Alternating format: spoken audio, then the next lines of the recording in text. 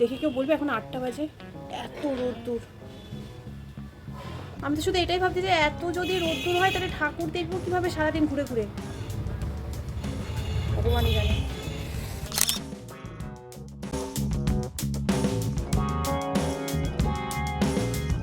আর এদিকে ছাদে এসে দেখি মা তো পুরো মাছের বাজার বসিয়ে দিয়েছে। আমাদের বাড়ি যেহেতু প্রত্যেকদিন বাজারে যাওয়ার লোক নেই, তো সেই জন্য মা যখনই বাজারে যায় এক সপ্তাহের মাছ একবারই কিনে নিয়ে আসে।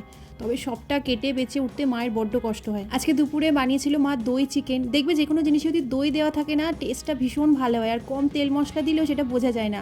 একদম ম্যারিনেট করে রেখে প্রেশার মাত্র একটা সিটি দিয়েছে। কি সুন্দর হয়েছে দেখো। আজকে আমাদের বাড়ির সামনে ট্রান্সমিটার বসানো হবে, তো সেটাই দেখছিলাম সারা দুপুর ধরে। বিকেলের দিকে আমি আর মা একটু বেরোবো বাজারে টুকটাক কেনাকাটা করতে।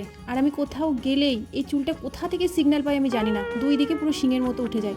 আর আজকে প্রথমবার আমি এই জিনিসটা দেখলাম, কি সুন্দর না।